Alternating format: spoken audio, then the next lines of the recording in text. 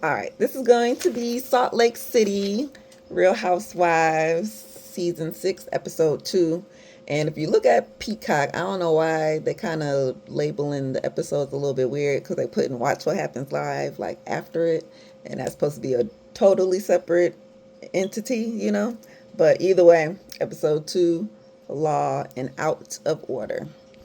So we start off and they are still at the campsite.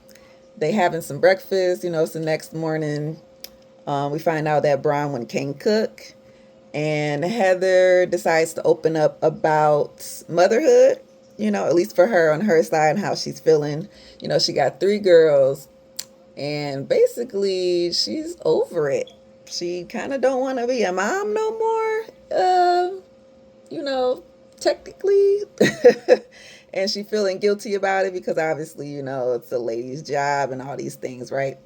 But as we know with Heather, that whole Mormon life that she used to live and all these rules that they make them do, and you have to do this, you have to do that, be married and this and this and this.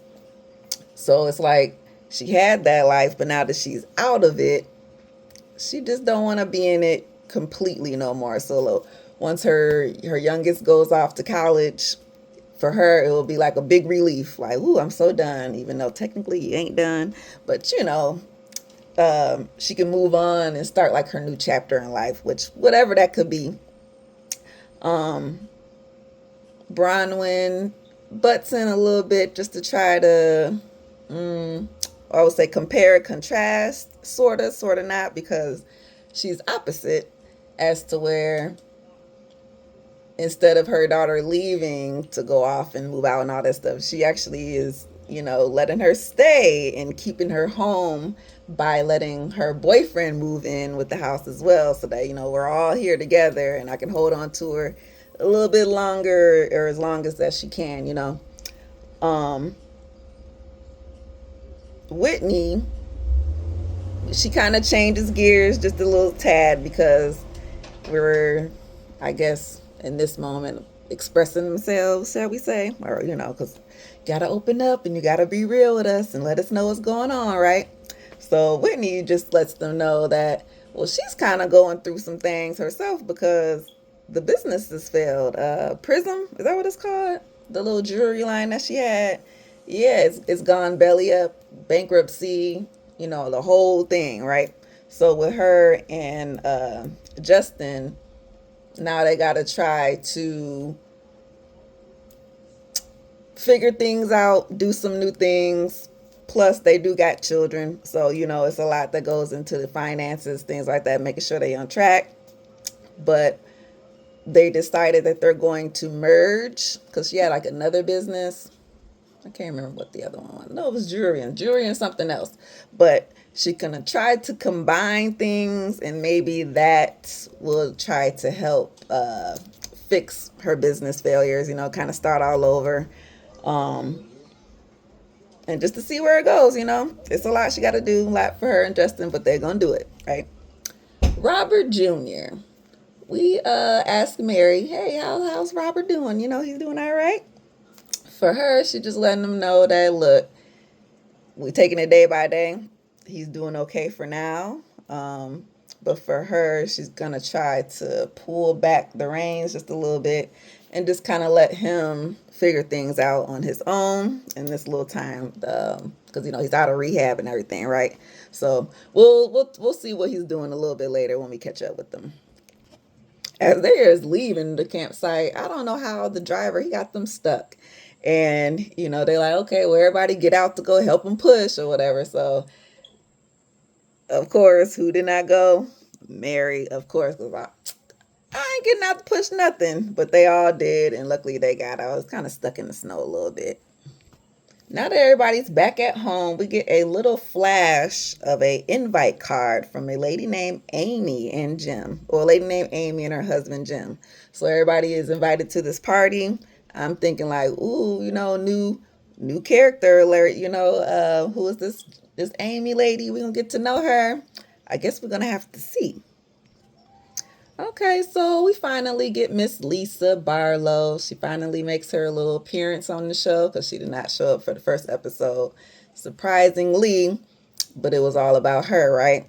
So of course Heather and her go out to lunch, and Heather telling her everything, okay? Because Heather don't want my name is Bennett and I ain't in it, okay? So I'm gonna tell what everybody else did, and this is what they did. We was talking about you the whole time, okay? Everybody was talking about you. Bronwyn was kind of going in, and for Heather, she just feels that Bronwyn is messing up the group dynamic because they always want to come back to this group thing, this sisterhood, this ooh, we need, come together, kumbaya-ness. But in her eyes, Bronwyn is the one. And she needs to basically cut the beef, which Lisa's like, girl, I don't even know what is she serving? Like, I ain't no beef between us. She on some other stuff. Is one sided. Um, all that stuff when it comes to the lawsuit stuff, like they ain't got nothing to do with the ladies. That's all her. So why would they be talking about her? This confessional. Did y'all see the confessional? That her eye. Whoever did the makeup, clearly this side was great, but this side it was completely black. Like literally, you could tell they the shadowing of the black. I don't know if it was gray or black, but it was just definitely too dark on that one. And I can't believe they let her ride, but they did. So yeah, more lawsuit talks, because she's like, it's civil little lawsuits, little what is it, employees, people, business, ex business adventures, and they're just trying to get some money out of her, basically little small claims, and it's just nothing to talk about, no big deal. So she's asking Heather like, okay, so who had my back? What did Meredith do? So she's like, well, Meredith, she stuck up for you in the beginning, but then once Angie and Bronwyn started talking, and she just kind of just let them do their thing. She ain't say nothing. So what about Angie?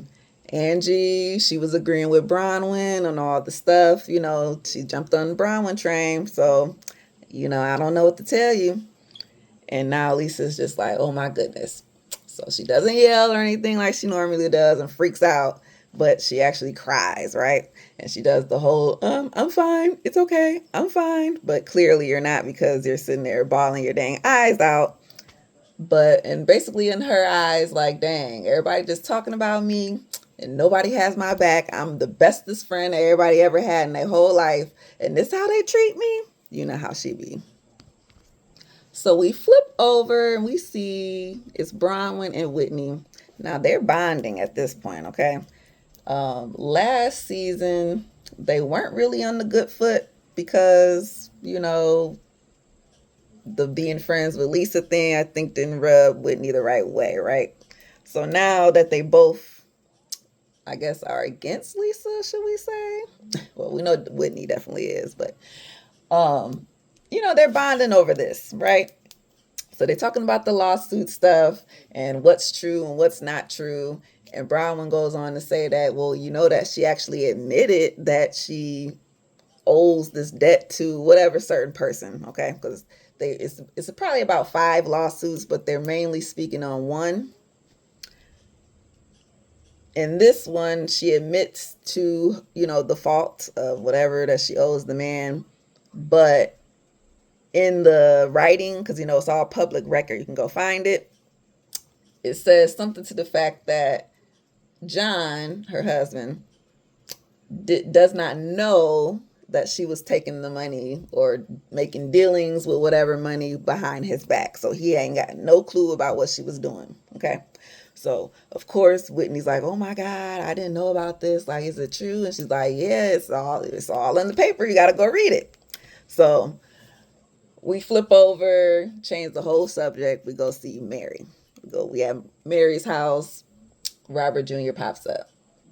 So it's always awkward when we see Mary, especially just her by herself and Robert Jr. because he is very awkward. His like mother like yeah like father like son, like mother like son. I don't know, but either way, they have a little conversation about how he doing. He says that he's not in a dark space, so to speak, but he's still kind of stuck in the rut of the dark place. Oh, okay, like we're trying to understand him, but basically, this sober life for him is something different, something new, because he's so used to, you know, doing whatever the things he was doing. So now that he's not doing that, it's kind of like, dang, he a little lonely. He's been isolating just a little bit. He's noticing that he does have to change pretty much his whole lifestyle and maybe his group of friends, because that said group of friends do the things that he ain't supposed to be doing right now, right? So Mary just letting them know, like, obviously you're okay. We're going to get through this. Take one day at a time. And it's all right. We pray. We're going to get through this. But in the meantime, he is, I guess he's saying, instead of doing, because what was he doing? Meth? Was it meth? Meth and heroin and ecstasy. Like he said he was doing it all, right? In this moment, he says he's just kind of eating a lot. As we know, food can be addicting and things like that, especially for addicts and stuff. You just eat a whole bunch, I guess. And that's how they get all super fat and all that type of stuff. But anyway, but he's been smoking the weed. He's smoking the reefers, which I figure, hey, as long as he ain't doing the other stuff, smoke the weed, it's all good in the hood. Just as long as he don't go back to the other stuff. So Bronwyn and Heather, they try to go out to lunch just to try to see if they can reset their friendship and just start all over, right? Um, Heather just kind of goes on to say that, I think, okay, well, Bronwyn just says, like, look, she thought Lisa was a friend. Come to find out, she's not a good friend, right? So at the reunion, when everything was said and done and over with, they never resolved anything of their problems. Okay, because which I don't even think anybody really resolved their problems besides maybe Justin and John. But all the ladies, I think, still kind of just we left to agree to disagree type of situation, right? So with that no resolve is kind of why Bronwyn is acting the way she is, right? It's kind of she's doing a tit for tat, and she kind of admits that, and that's where Heather is telling her, okay, so see, you're doing these things out of spite, and that's the problem. Like, I don't want you doing these things to break up the group, and you're pulling people apart, and we're going to break us up, and we're going to have team A, team B, team C, and we don't want that. We're trying to keep it together, okay? But you are the culprit. Which is weird because I think Heather just never liked her from the beginning, for whatever obvious reasons. I think because maybe she thought that she was close to Lisa too, like she thought she was. Come to find out she not. So now Heather's just on this, is it damage control? Because really, why would you be trying to fix something that's not your problem, right? But she's trying to because Lisa is her friend, right? All right, so we get basically to the end of the episode here. We going to the party, okay? And this is Amy's house. It looks like Amy's house. Big old house, real nice. Everybody looks good. I can't remember the theme. I thought it was some type of feathers because I swear everybody was wearing feathers for some reason, it seemed like. But either way, um, I thought we was gonna get to meet Amy and Jim and what they doing and stuff like that. You invited these ladies to your house with the cameras for a party and all this stuff. So are you joining the group or are you not? We never got to answer any of those questions. Okay, we got to see her. Okay, she said hi and all that stuff, but she never really talked. Okay, besides the hey and thanks for coming. Whoop whoop, because Lisa shows up. Okay, Lisa, do her grand entrance. Also nervous 'cause I don't know what's gonna happen, this and this and that. But hey, we're here. We're gonna look good. The men kind of go off to the side, and they was actually chilling. That's what I was saying. Like Justin and John, them like they cool. They squashed that little thing because it really wasn't much. It was mostly on the girls. They just got dragged into it, like it always happens on these shows. That's why the men just stay over there. So they was chilling. I did write a little note because Seth, I swear, every season he's improving his looks. I don't know what it is, but he's like getting a haircut or something. Maybe lost some weight. But Seth, I'll give it to you. He was looking alright. Okay. Angie, husband, same old, same old. John, Justin, and Jared. Jared was back there too. So Lisa just goes straight to it. Hey Meredith, what's going on? How you doing? This and this and that. So I heard it was a lot of things that everybody was talking about me. So what's going on? What you say? Who said what? And Meredith was like, okay, listen, a lot of things was said. Um, but I think that you should talk to the ladies, okay? Like talk to them about what was said, maybe a little 101, something, something, something. She says, as she's starting to say whatever, whatever, whatever, Brittany pops up. Hey girl, what's going on? Oh man, they was talking about you, girl. Angie said you was just like Jen Shaw. Like she compared everything to you and Jen Shaw. So here goes Lisa. Boop, popped off. That's all she needed to hear. It was just, I mean, anything she probably could have said would have just popped her off. But that Jen Shaw, you compare me to Jen Shaw? Oh my God, I'm not a criminal. This and this and that. I'm not, you can't even do that to me. This. So she goes, where is she? Where's Angie? Where's Angie? She finds her because and they're all watching. They all know like, oh my God, she's coming. Like, what did she say? Did you hear? Oh Lord. So she goes up to her like, yeah. So you compare me to Jen Shaw? Like, what kind of stuff is that? And Angie's like, listen, the lawsuits was brought up, and all I was doing was just saying that I saw it too. I was agreeing with Bronwyn. I heard it, I read it. I'm sure everybody else did, and we was just talking about it.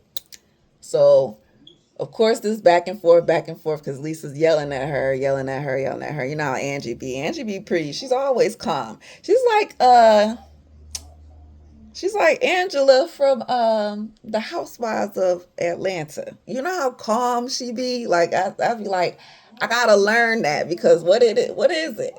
They just be so calm. So I like, okay, Lisa, this and that, but it wasn't me. It was Bronwyn who said it. I just this and that. So of course Lisa's, oh, you this and that, and you're not a good friend, and blah blah blah. So Bronwyn's like, listen, I'm right here. Hey, Lisa, you come talk to me. You ain't got to talk to Angie. I'm right here.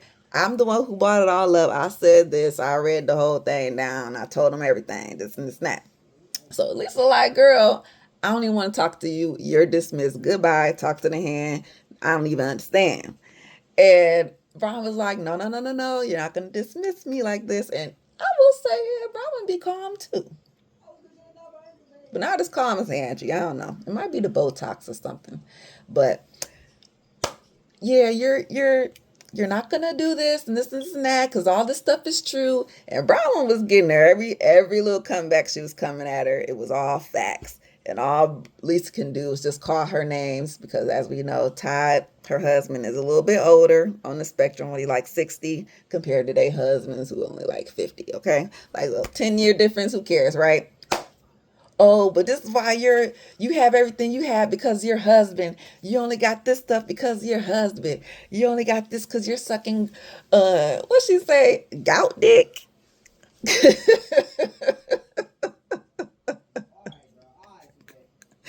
So mind you, we're in the middle of the party, in the middle of Amy's house. Amy is on the side, like, oh my God, what's going on?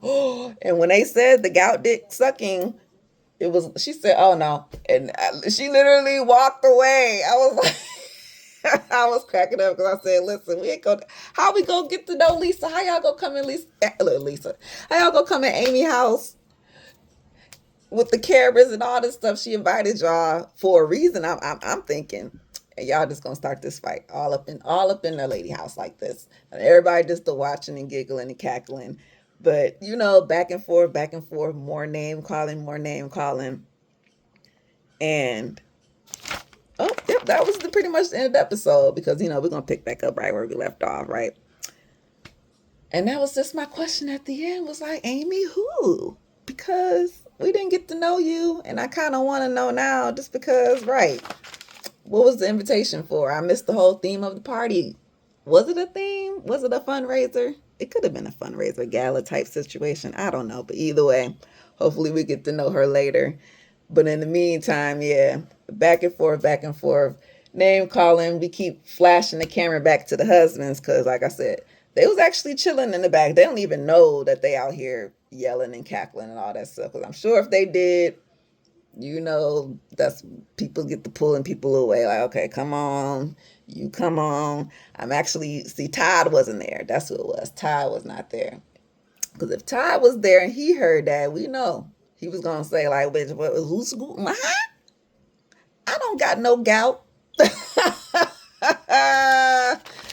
Anywho, we'll catch you on the next episode. This was interesting for number 2. It's only number 2. So number 3, number 4, yeah, we gonna roll into it. We know where the beast is at. We know who's going at each other's necks. And we just gotta see how it rolls out, okay? Thanks for watching, and I'll catch y'all later. Bye.